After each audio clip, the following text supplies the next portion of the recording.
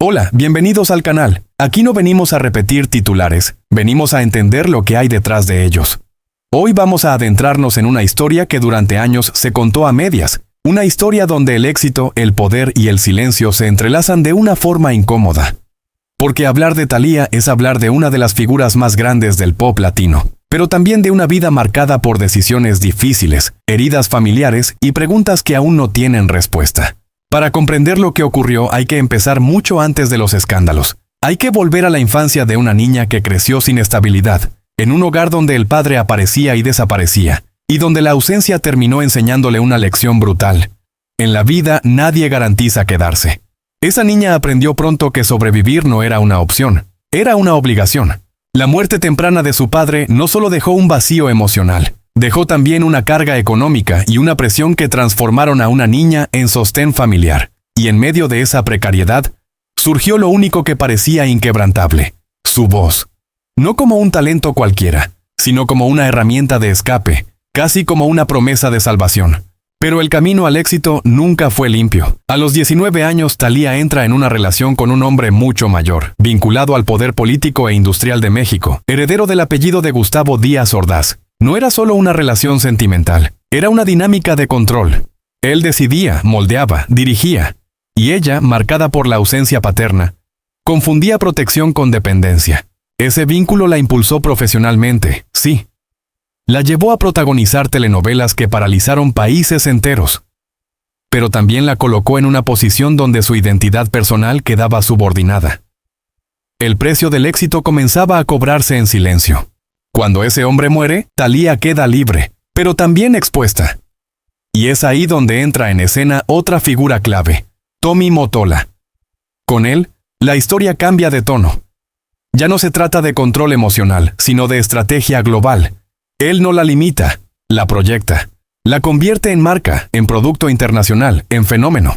Para finales de los años 90, Thalía lo tiene todo: fama, dinero, reconocimiento. Pero mientras su imagen crecía, su mundo personal comenzaba a fracturarse. El punto de quiebre llega en 2002. El secuestro de sus hermanas Laura Zapata y Ernestina Sodi no solo fue un crimen, fue una grieta que dejó al descubierto tensiones familiares profundas. Durante 34 días, Ernestina permaneció cautiva. Y lo que ocurrió durante ese tiempo, según testimonios posteriores, no solo involucró a los secuestradores, sino también decisiones internas que aún generan controversia. Las negociaciones, en las que incluso intervino el FBI, terminaron con un desenlace que dejó más preguntas que certezas. ¿Por qué una fue liberada antes que la otra? ¿Por qué el rescate final fue tan inferior a lo exigido? ¿Quién tomó esas decisiones? Pero lo más devastador no fue el secuestro en sí, fue lo que vino después: silencio. Un silencio que Ernestina transformó en palabras, en un libro donde no solo relató el cautiverio, sino también la sensación de abandono. Y aquí es donde la narrativa cambia. Ya no hablamos de víctimas contra criminales, sino de una familia enfrentándose a sus propias fracturas. Por otro lado, Laura intentó procesar el trauma a través del arte. Pero incluso eso encontró un límite. Documentos legales vinculados al entorno de Mottola frenaron la posibilidad de contar la historia completa. Y entonces surge una pregunta incómoda. ¿Hasta qué punto el poder protege y hasta qué punto silencia? En el centro de todo esto está Thalía. Una figura que, lejos de ser simplemente víctima o villana, encarna una contradicción constante. Una mujer que aprendió a sobrevivir a cualquier costo, que construyó un imperio desde la carencia, pero que, en ese proceso, pudo haber dejado atrás vínculos que no resistieron la presión del éxito. Hoy, décadas después, las tensiones no han desaparecido. Las disputas públicas, incluso con la siguiente generación de la familia, demuestran que las heridas no cerraron, solo cambiaron de forma. Y tal vez ahí está la clave de toda esta historia. Porque el verdadero conflicto no es el secuestro, ni los contratos, ni el dinero. Es la pregunta que atraviesa todo. ¿Qué sacrificas para llegar a la cima?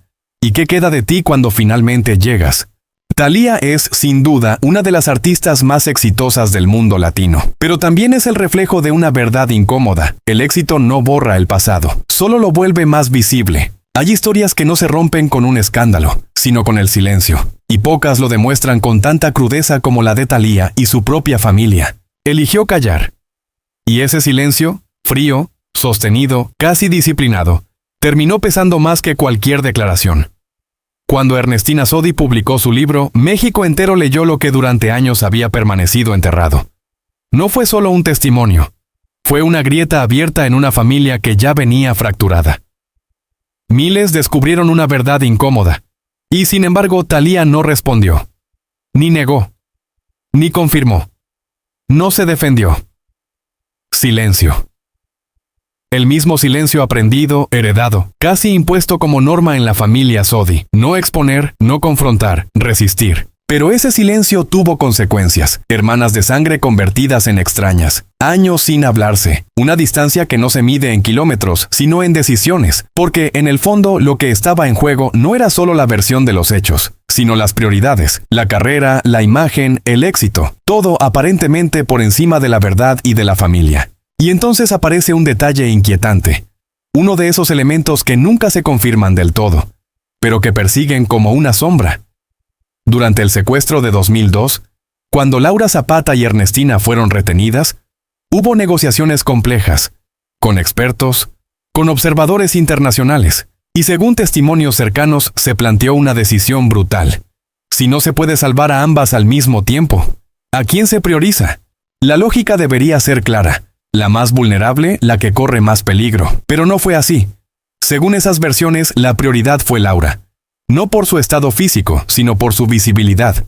Era rostro de televisión, tenía público, generaba impacto mediático. Ernestina, en cambio, era escritora, menos conocida, menos rentable en términos de escándalo. Una lógica empresarial aplicada a una tragedia humana. En ese contexto aparece la figura de Tommy Motola, esposo de Thalía, un hombre acostumbrado a medir el valor en cifras, impacto y exposición. Nunca hubo confirmación oficial, el FBI no lo validó, pero Ernestina lo creyó, y eso bastó. Porque una cosa es que los criminales te traten como mercancía. Eso entra dentro de lo esperable en la lógica del horror. Pero otra muy distinta es sentir que tu propia familia te mide con la misma vara, que tu vida vale menos, que tu liberación puede esperar. Ese tipo de herida no cicatriza, se instala.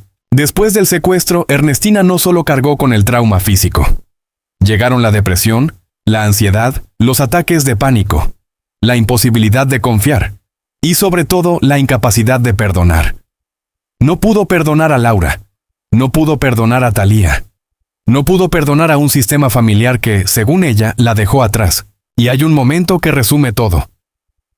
Meses después de ser liberada, Ernestina esperó una llamada, un gesto, algo. No llegó, hasta que fue ella quien marcó. La conversación con Thalía duró menos de 5 minutos. La respuesta fue tan breve como devastadora. No sabía qué decirte. 6 palabras, suficientes para cerrar una puerta durante décadas. Porque a veces no se trata de decir lo correcto, se trata de estar, de intentar, de fallar incluso, pero estar. Y ese intento nunca llegó. El tiempo avanzó. La distancia se consolidó, y la vida, con esa ironía cruel que suele tener, preparó el último acto. En octubre de 2024, Ernestina sufre 2 infartos. Su estado es crítico. Entra en coma. Su cuerpo permanece conectado a máquinas, pero su conciencia ya no está. Y entonces la responsabilidad recae en su hija, Camila Sodi. Los médicos son claros, no hay vuelta atrás. Camila sabe lo que su madre quería. No prolongar artificialmente una vida sin presencia, morir con dignidad. Pero en el hospital aparece también Thalía, después de más de 2 décadas de distancia. Y lo que sigue no es un escándalo público, sino algo más sutil y quizás más doloroso, una guerra silenciosa. Camila quiere desconectar, Thalía quiere esperar. Y aquí surge una pregunta incómoda, ¿esperar por esperanza o por culpa? Porque hay algo profundamente humano y profundamente trágico en necesitar más tiempo cuando ya es demasiado tarde. Tiempo para decir lo que no se dijo, para reparar lo que no se reparó. Pero el tiempo, en ese momento, ya no pertenece a los vivos, sino a los hechos consumados. El 8 de noviembre de 2024, Ernestina fallece. Y lejos de traer paz, su muerte abre una nueva grieta. La disputa por sus cenizas. Madre e hija simbólicamente enfrentadas por lo que queda. Como si en ese último gesto pudiera compensarse todo lo que no se hizo en vida. Pero no se puede, porque hay verdades que llegan demasiado tarde, y cuando llegan ya no sirven para cambiar nada. Mientras tanto, la vida de Thalía también comienza a mostrar fisuras. Años atrás fue diagnosticada con la enfermedad de Lyme, un padecimiento silencioso, crónico, que no destruye de golpe, pero desgasta, día tras día, energía, memoria, voz. Y ahí aparece una ironía difícil de ignorar. La mujer que lo tenía todo, fama, poder, estabilidad, empieza a perder lo único que no puede comprar de vuelta: su capacidad de sostener ese mundo. No es una caída pública, no hay escándalo explosivo, es algo más lento, más íntimo, más real. La pérdida de relevancia, el desgaste físico y sobre todo la ausencia de reconciliación. Porque al final esta historia no habla solo de fama o tragedia. Habla de decisiones, de llamadas que no se hicieron, de palabras que no se dijeron, de silencios que, con el tiempo, se vuelven irreversibles. Thalía sigue siendo una figura reconocida, un nombre que marcó una época.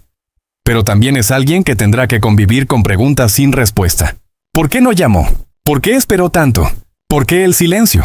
No hay declaración que pueda responder eso ahora. Solo queda lo mismo con lo que empezó todo: silencio. ¿Y tú, después de conocer esta historia, la ves igual que antes?